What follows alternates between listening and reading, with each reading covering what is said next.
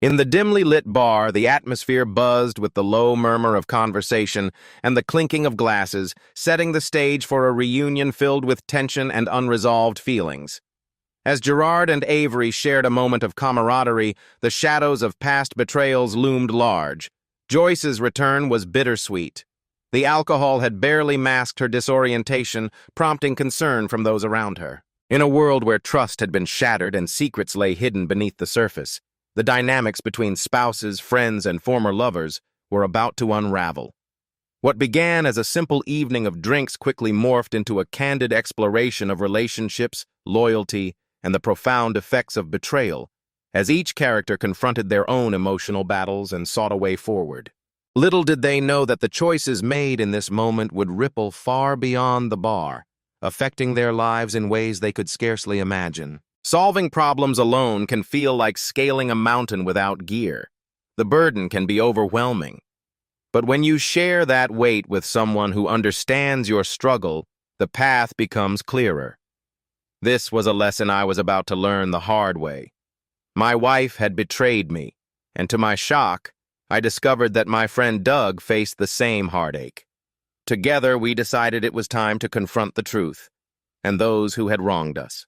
It was a seemingly ordinary Wednesday evening when the doorbell rang at 9:45 p.m., shattering the silence of my home. I opened the door, bracing myself for what was to come. Standing before me were two individuals in business attire, slightly outdated and showing signs of wear. They looked like they might be law enforcement, a suspicion that quickly turned into certainty, as this was the week Doug and I had planned our little revenge. "Good evening, sir," the woman said. "Are you Mr. Dub Franklin?" "Yes, that's me. May I ask who you are and why you're here at this hour?" I replied, feigning ignorance, though I suspected I knew exactly what was coming. "Darling, who is it?" came the familiar voice of my wife Joyce from the kitchen. There was a quiver in her tone, and I couldn't help but feel a rush of satisfaction at the anxiety that had been building in her all evening. The woman continued, "Are you Mrs. Joyce Franklin?" as she shifted her focus from me to my wife.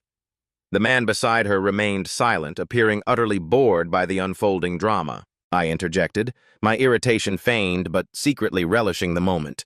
"You've been asking questions here on my doorstep without even telling me who you are and what this is all about." With a resigned exhale, the woman withdrew a badge from her shoulder bag, and the man produced his badge from his blazer pocket. They flashed their identification in a synchronized motion, the light from the porch casting a stark reflection on their badges. "I am Detective Sergeant O'Neill, and this is Detective Scurry. We're investigating an assault that occurred earlier today. We'd like to ask you and Mrs. Franklin some questions." I had rehearsed my shocked expression in front of the mirror for days, and now was the moment to test it. "What assault? Why would you assume my wife or I know anything about it?" I retorted, irritation creeping into my tone as I glanced at Joyce. Her complexion had drained, her expression morphing into sheer terror. She avoided eye contact with us, and it seemed she was on the verge of hyperventilating. The male investigator stepped in, detailing the assault that had taken place earlier that afternoon, resulting in significant trauma to the victim. He mentioned that Joyce Franklin was identified as a key witness, a claim corroborated by multiple other witnesses at the scene. Playing the part of the oblivious husband, I feigned ignorance, asking, "Who exactly was the victim, my wife, a witness? What do you mean?" "Mrs. Franklin, can you clarify your relationship with Mr. William Herod and what activities you were engaged in at the time of the assault in the rear parking lot of the Newton Motel earlier today?" Detective O'Neill asked, her tone direct and unyielding. Joyce let out a distressed cry, her face paling even further as she seemed to crumble before my eyes. I turned my gaze towards her, masking my emotions with a mix of curiosity and surprise, though I was quickly spiraling into alarm and anger as she began to sob, retreating from me. As Friday rolled around, the tension from the earlier revelations still clung to me like a shadow. The work week had slowed down, and when my secretary Jan informed me of a call on line 1, I wasn't particularly occupied. "Frank Simmons," I answered. "Mr. Simmons, this is Deputy Gibson from the Cherokee County Sheriff's Office. Could I arrange to speak with you this afternoon or evening?" His deep voice sent a chill down my spine, and I realized Doug must have followed through on our plan for me to receive such a call. I prefer to discuss it in person, Mr. Simmons. It's important that Mrs. Simmons is present for this conversation, he said, his tone somewhat evasive. I felt a wave of relief wash over me, knowing he couldn't see the satisfied grin spreading across my face. I must admit I'm puzzled but intrigued. Yes, you're welcome to come over. Does 7 o'clock p.m. work? My wife Syl usually finishes work by then. 7 o'clock p.m. It is, Mr. Simmons. I'll see you then. The call ended, and I hung up, turning my chair around to look out of my office window. Tonight, everything would be revealed. Suddenly, it struck me that I needed to ensure Syl wouldn't suspect a thing. I called home to warn her about the impending visit from Deputy Gibson. The phone rang 4 times before going to voicemail, which struck me as odd. Syl should have been home by then. Perhaps she was just busy. I tried again 5 minutes later, with the same result. After another 10 minutes, I left a message saying I would be home around 6:15 and mentioned Deputy Gibson's call, emphasizing my lack of knowledge about the impending visit. As I ended the call, a grin crept across my face, reflecting on how convincingly I had sounded, just a clueless husband delivering a message with the right hint of concern in my voice. Returning to that fateful Wednesday, I had unleashed my pent-up anger, ranting and yelling at my frightened and tearful wife, ensuring she knew the weight of the betrayal that had brought us to this moment. I consciously chose not to escalate the situation to physical violence. Instead, I made it a point to fully express my emotions in front of Detectives O'Neill and Scurry, who stood as protectors of Joyce and witnesses to my restraint. Once I had vented and visibly calmed down, I provided the detectives with every detail I could recall. After that, I made my way upstairs, having already decided what I needed to pack in haste. Gathering my clothes and toiletries was straightforward enough.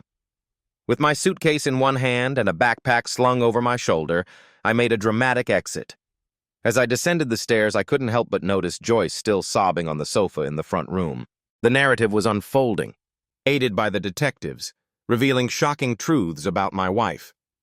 It turned out that Joyce had visited the Newton Motel twice in her life, both times to engage in sexual encounters with a man named Gerardo. However, the end of her second visit was far more chaotic than she had ever anticipated. Earlier today, as they parted ways after leaving the motel, an unexpected hooded figure emerged from behind a van parked next to Gerardo's car. This figure, wielding a baseball bat, caught Gerardo completely off guard while Joyce stood by, frozen in disbelief. I could only imagine the horror she felt as she watched the hooded assailant launch a brutal attack on Gerardo, inflicting serious injuries to his ribs, arms, and legs. Strangely, the attacker didn't seem interested in robbing him. Instead, he simply glanced at Joyce, shook his head, and vanished into a nearby convenience store. As onlookers began to notice Gerardo's injuries, some rushed to help, while others stood by, recording the shocking scene on their phones. Gradually, people turned their attention to Joyce, realizing she was with Gerardo. Eyewitnesses later described how she finally broke free from her paralysis of fear and rushed to her Corolla. It took her a moment to get the key in the lock, and once she managed to scramble inside, she sped away, her car captured on several cell phone cameras, including her license plate.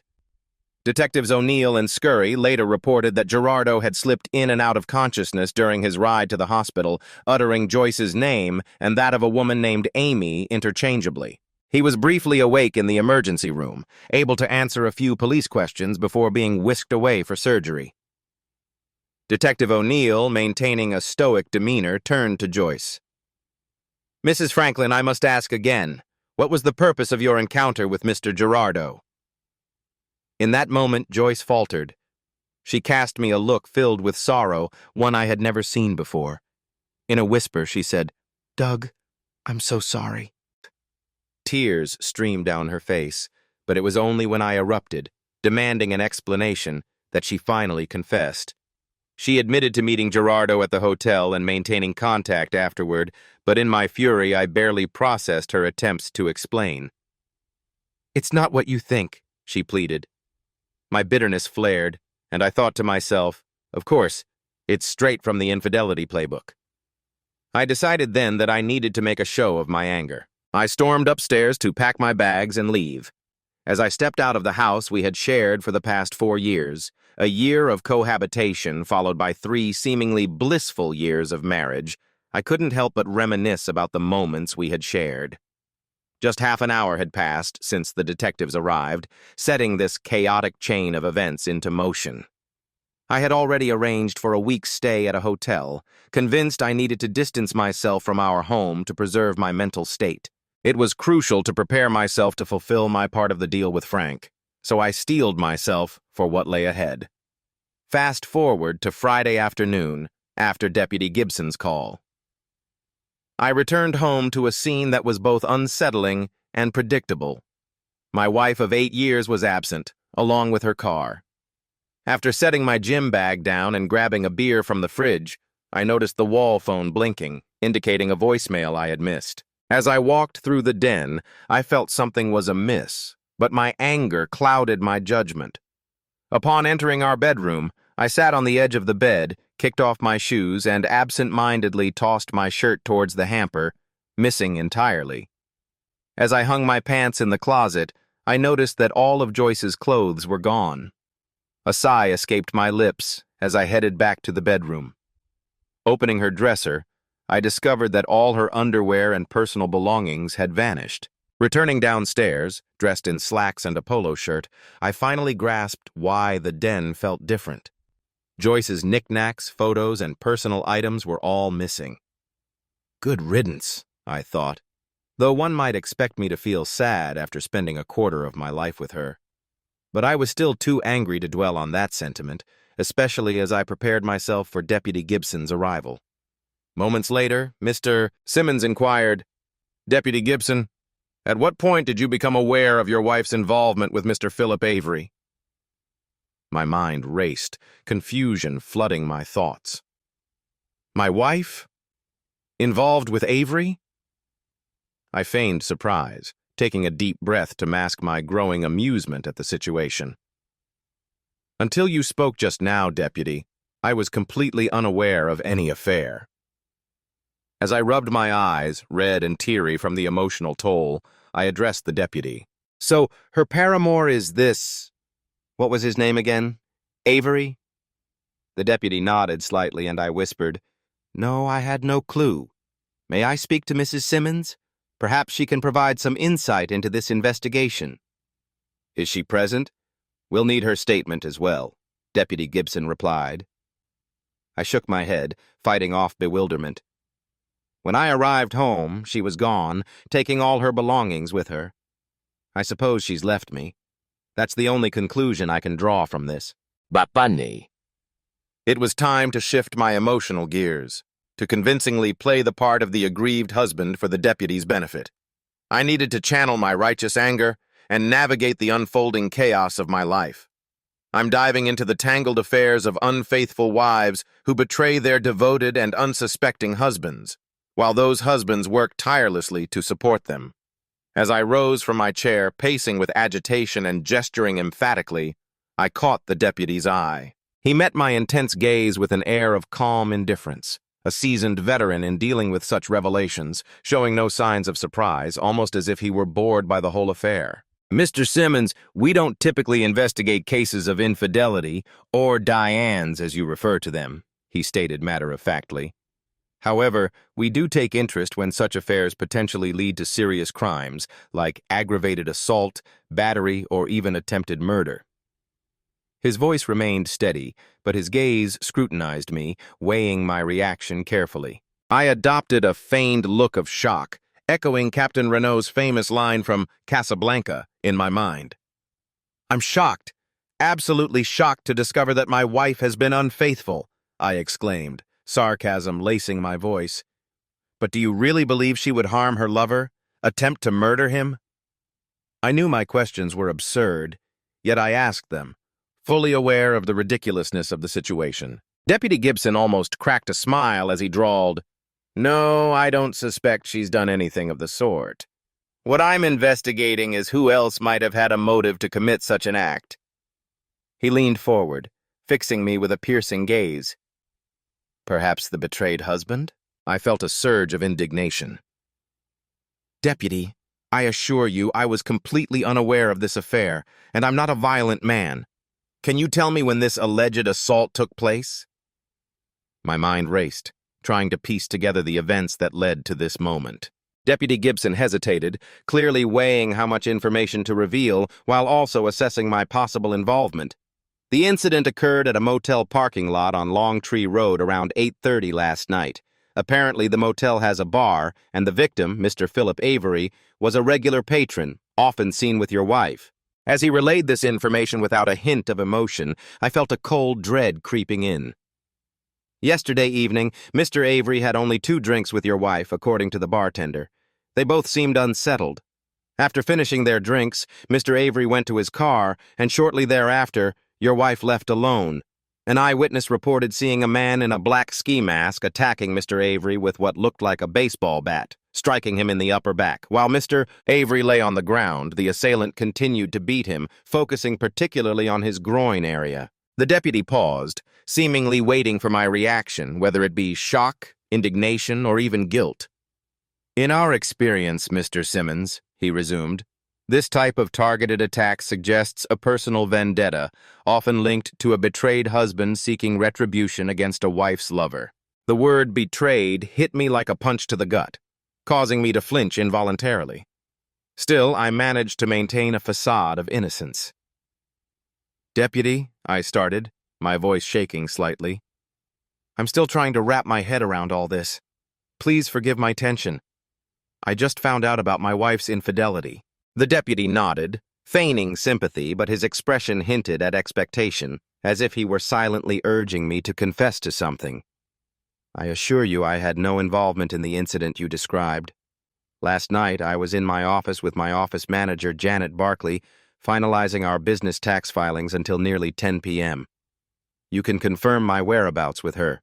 Deputy Gibson nodded, acknowledging my alibi. I spoke to her right after you left your office. She has already provided your alibi. I felt a mix of relief and anger. What do you mean you've already talked to her? Why the incessant questioning if you already have my alibi? Calm down, Mr. Simmons, he said, stepping back slightly, as if preparing for a possible escalation. We need to investigate every angle. Understand that in cases like this, the husband is often the prime suspect until proven otherwise.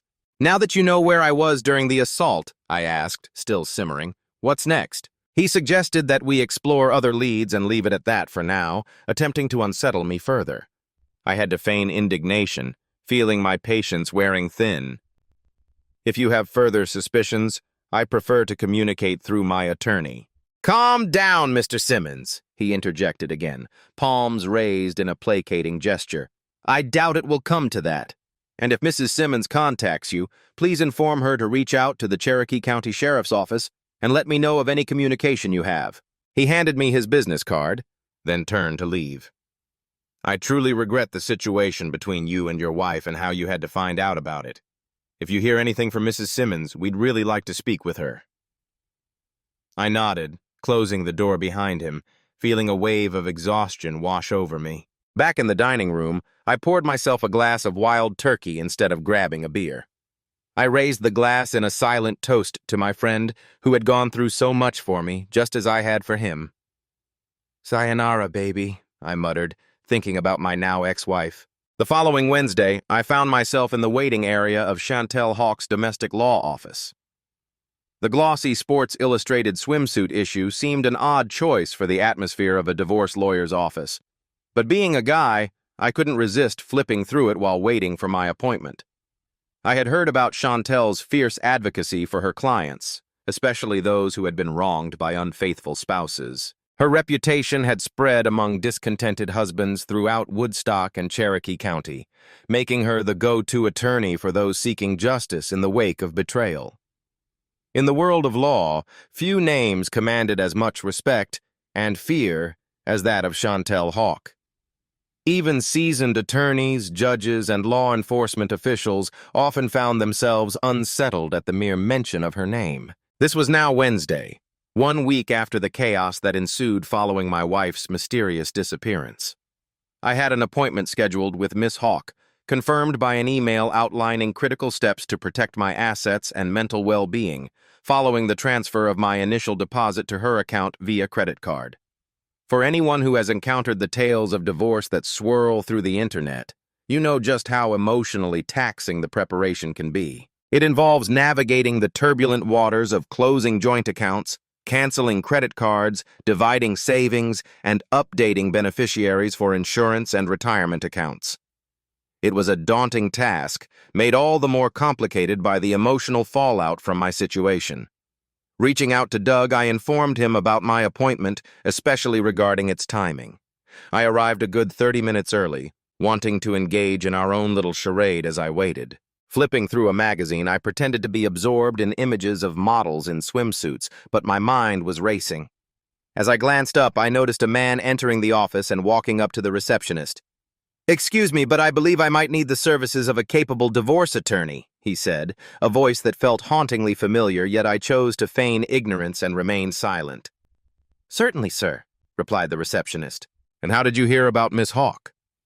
Her questions were a part of her efforts to gauge the effectiveness of Chantel Hawk's marketing strategies while collecting preliminary information from potential clients. After a few minutes of waiting, the receptionist turned to him. "If you could kindly fill out these forms, we'll do our best to schedule an appointment with Miss Hawk. Unfortunately, she's fully booked today and tomorrow, but we might be able to fit you in on Friday." The man's voice dropped, laced with disappointment. "Oh, all right." There was a brief pause before he added, "May I ask where the restroom is?" "Of course," she replied, directing him. "It's in the main hallway of the office complex. Just exit through that door and turn left." That was my cue to intervene. I gave him a good 20-second head start before I set my magazine aside and stood up, flashing a smile at the receptionist. "I just need to use the restroom. Could you please let Miss Hawk know I'm still here?" "Of course," she said, returning my smile as I made my way out to the hallway. In the restroom, I spotted Doug, just finishing up at the urinal. I quickly checked to see that we were alone before he turned toward the sink to wash his hands. "Everything okay, Doug?" I asked as he dried off. He looked at me, an unsettling smile creeping across his face. "Yeah, it's just... I never realized how deep my anger ran until now. After what happened last week, I've never hurt someone like that before." His gaze met mine, and I could see the turmoil swirling beneath the surface. "It's kind of scary, you know," he continued, and I nodded, fully understanding the weight of his words. "Listen," I said, wanting to ensure he was on the same page. "We have a legitimate reason for being here at a divorce lawyer's office. Can you keep up the act when we go back inside?" Doug nodded, though a sigh escaped him, betraying his attempt at calmness. I gave him a reassuring smile. "Remember, your situation is unique. Just keep in mind, when you reach the third page of those forms, where they ask about counseling and the possibility of reconciliation, take a deep breath. It's all part of the process." The thought of our situation felt surreal, especially since it marked the 6-month anniversary since Frank and I embarked on our joint venture. It was a journey born from shared frustration and a desire to reclaim our sense of control over our lives. When Frank first approached me at work, I was blissfully content, wrapped in the comfort of a fulfilling job and a seemingly perfect marriage. Frank had suggested we meet after work, claiming he had important information to share. Though I was skeptical of his vague enticement, he lured me in with promises of free drinks and dinner, appealing to my curiosity and the potential for new business opportunities. That fateful night turned my world upside down. My happiness began to fade once Frank shared his shocking narrative, one that would unravel the fabric of my marriage. "Doug, keep this in mind and prioritize it," Frank had said, emphasizing the details he shared with me. Photographs and transcripts from a private investigator's report detailing the infidelity of his wife, Sybil. Until that moment, I had no idea that my own wife, Joyce, had been entangled with Sybil, developing a closer relationship than I had ever suspected. Joyce had started lunching with Sybil, who was slightly older, and it seemed that on those evenings when Joyce went out for drinks to unwind after work, Sybil was right by her side. Frank's investigator had uncovered Joyce's activities, revealing that she was surprised, but perhaps intrigued when Sybil began hinting at her own extramarital affairs. I realized now that Joyce found Sybil's behavior thrillingly scandalous. While she wouldn't engage in such antics herself, she was captivated by the stories and promised to keep them confidential as part of their girl talk. For about 2 weeks, the two women met for drinks until one afternoon. Two men approached their table, asking to join them. Joyce nearly declined, but Sybil made room for them, welcoming their company. The private investigator's report showed Joyce's increasing unease, while Sybil appeared to enjoy herself thoroughly. Shortly after Joyce left, the report continued, detailing how Sybil followed both men to a nearby motel, where they stayed for about 2 hours. The following week, Joyce and Sybil returned to the same bar. As if scripted, the same two men, Bill Gerard and Phil Avery, reappeared. Once more they approached the women, and once more they agreed to their company. During a trip to the restroom, Bill Gerard produced a small vial and poured its contents into Joyce's drink, stirring it with his finger. The chilling nature of these events began to envelop me, each detail revealing a deeper betrayal that threatened to unravel everything I thought I knew. Gerard and Avery exchanged a few words, sharing a high five and smiles as the women returned about 20 minutes later. Joyce, having finished her drink, reached for her purse, but I noticed a slight wobble in her movements. Syl, ever the caring friend, tried to make sure Joyce was okay, only to receive a confused look in return. The two men stepped in, offering to help Joyce find a place to rest before thinking about driving home. I couldn't help but think it was quite convenient that Gerard had a motel room available next door. "Yeah, I know he drugged her the first time," I said, frustration creeping into my voice. But the fact that she went back a second time, this time sober, that really got under my skin. What infuriated me the most, though, was that she didn't trust me enough to confide in me about what was happening. I could have helped her get out of that situation with that scumbag. I took a sip of my drink, trying to regain my composure. I'm her husband, for God's sake. She should trust me enough to let me defend her, to take care of her. What kind of man does that make me if I can't protect my own wife? My thoughts swirled as a heavy silence settled between us, both of us staring down at our drinks on the bar. "So you and Joyce are still working things out despite everything?" Frank asked, nursing a glass of neat wild turkey while I savored an arrogant bastard ale. "Yeah, I'm still a bit upset with her," I admitted, taking another swig from the unusually large bottle. "But I'll get past it soon. I've arranged for her to have a trauma consultation after everything that happened. The same counseling center also offers couples therapy, so we've been going to sessions for the last 10 weeks. Doug leaned in, his voice dropping to a more serious tone. "You know, Syl was deeply involved with those two creeps. Maybe they got her to use something on your wife to make her more compliant," he suggested, trying to be supportive. "Yeah, we talked about that months ago," I replied, my mind racing. "By the way, have you heard from Syl?" Frank took a sip of his drink and sighed. "It's like she's vanished off the face of the earth. I'm sure once her money runs out, I'll either hear from her or her lawyer.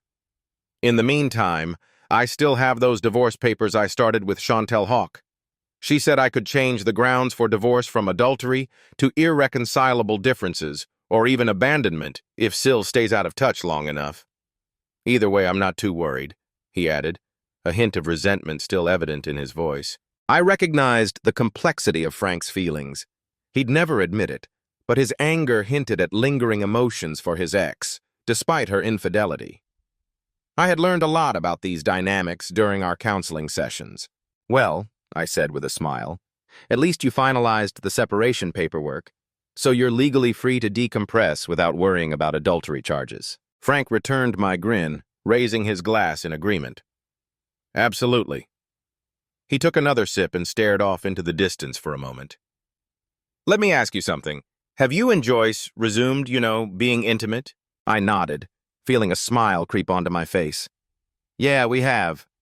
I don't want to get into the details of our bedroom life, but it took a couple of months before we were able to get back to that point. It only happened after she had been in counseling for a while. But wow, what a transformation." Joyce seemed determined to make amends. She started doing things regularly that she'd always refused to do before, things I couldn't have even dreamed of. Suddenly, a movement behind us caught our attention, accompanied by a throat clearing. We turned to see a stunning woman standing before us, clad in an eye-catching dark green cocktail dress that accentuated her ample cleavage and showcased a generous portion of her thigh due to a daring slit. Frank and I were momentarily speechless, captivated by the sight. "Well, it appears you two are acquainted," she remarked, a spark of recognition igniting within me. "Sergeant O'Neill, is it?" I nearly choked. Wow, I never imagined a police officer could look so good off-duty. I struggled to contain two urges, one to spill the beans about what Frank and I had been through, and the other to not stare openly in admiration. "Actually, it's Lieutenant O'Neill now, but when I'm out with my husband, I go by Mrs. Gibson," she clarified, just as a muscular man in a well-fitted suit approached. I didn't recognize him, but I noticed Frank tense up immediately. "Hello, Mr. Simmons," the man greeted, extending his hand. "I see my wife has introduced herself." He turned to me, his handshake firm but not overly aggressive. "Jeff Gibson," he said simply. Frank cleared his throat, breaking the tension. "Doug, this is Deputy Sheriff Gibson, the one I mentioned who investigated the case concerning my soon-to-be ex-wife a few months back." I raised my eyebrows, surprised but remaining silent. "I handled Mr. Franklin's case with his wife for the Woods PD around the same time," Lieutenant O'Neill chimed in. "Or should I say Mrs. Deputy Gibson now?" Her amusement was evident as her eyes shifted between Frank and me. I made a conscious effort to keep my expression neutral. "Doug and I crossed paths at my divorce lawyer's office," Frank interjected, realizing our wives had a shared history with the men involved in their cases. "We stayed in touch.